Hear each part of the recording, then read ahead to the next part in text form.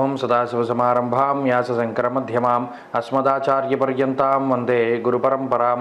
జ్యోతిషశాస్త్రాన్ని భావితరాల వారికి ప్రసాదించిన ఋషుల యొక్క పాదపద్మాలకి నమస్కారం చేసుకుంటూ, అలాగే నాకు ఈ జ్యోతిష విద్యను నేర్పిన గురువర్యులు జ్యోతిష బ్రహ్మ కీర్తిశేషులు శ్రీ ఈరంకి సూర్యనారాయణమూర్తి గారు, సూర్య శ్రీ దైవజ్ఞ గారి యొక్క పాదపద్మాలకి నమస్కారం చేసుకుంటూ, ఓం శ్రీ మహాగణాధిపతి నమః, శ్రీ గురుభ్యో నమః, హరి ఓం.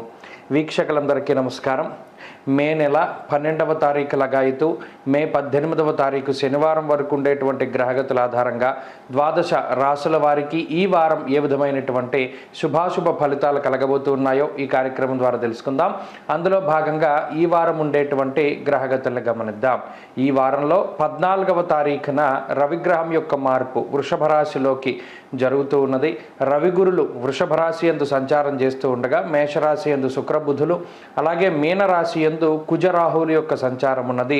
కుంభరాశి యందు శనేశ్వరుడు, కన్యాకేతువు సంచారంలో ఉన్నారు. ఈ వారంలో చంద్రుడు మిథునం, కర్కాటకం, సింహం, కన్యా రాశుల యందు ఆయన యొక్క సంచారాన్ని కొనసాగించబోతూ ఉన్నారు. ఇటువంటి పరిస్థితుల్లో ద్వాదశ రాశుల వారికి ఏ విధమైనటువంటి ఫలితాలు కలగబోతున్నా తెలుసుకుందాం. అందులో భాగంగా మీనరాశి వారికి ఈ వారం సాధారణమైనటువంటి గ్రహస్థితి గోచరిస్తూ ఉన్నది.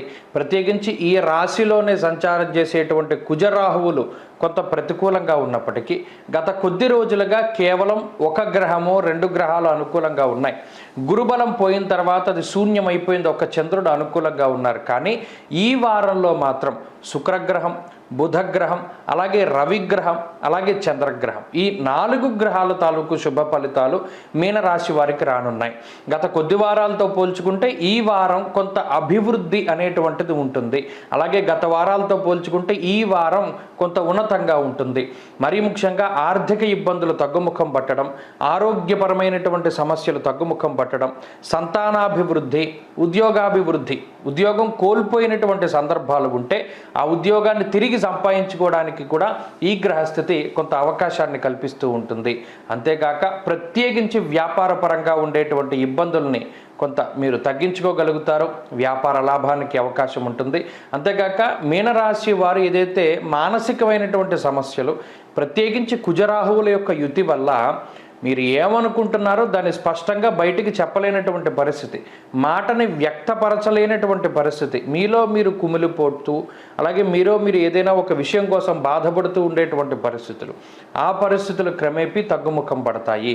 అలాగే కుజరాహువులు జన్మరాశిలో సంచారం చేస్తూ ఏలినాటి శని యొక్క ప్రభావం 12వ స్థానంలో ఉన్నప్పుడు మనహానిర్మన క్లేశ అన్నది శాస్త్రం. అనగా నీలాప నిందలు ఎక్కువగా మీ మీద వస్తూ ఉండడము, స్థానచలనము, అలాగే అధికమైనటువంటి ఖర్చు, అధికమైనటువంటి శారీరక శ్రమ, ఇలా అనేక రకాలుగా ఈ గ్రహస్థితి ఇబ్బంది పెడుతూ ఉంటుంది.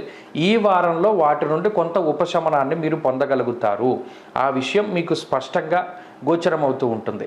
తృతీయ స్థానమందు రవిగ్రహం ఉండడం కొంత ఉత్సాహానికి కారణమవుతుంది. అనగా ఇప్పటివరకు ఏదో ఒక నీరసమో లేకపోతే ఇబ్బందో పరాకో చిరాకో ఏదో ఒకటి ఉంటే ఈ వారం కొంత ఉత్సాహంగా ఉండగలుగుతారు. కొంత ఉత్సాహంగా ప్రతి పని కూడా ముందుకు తీసుకెళ్ళగలుగుతారు.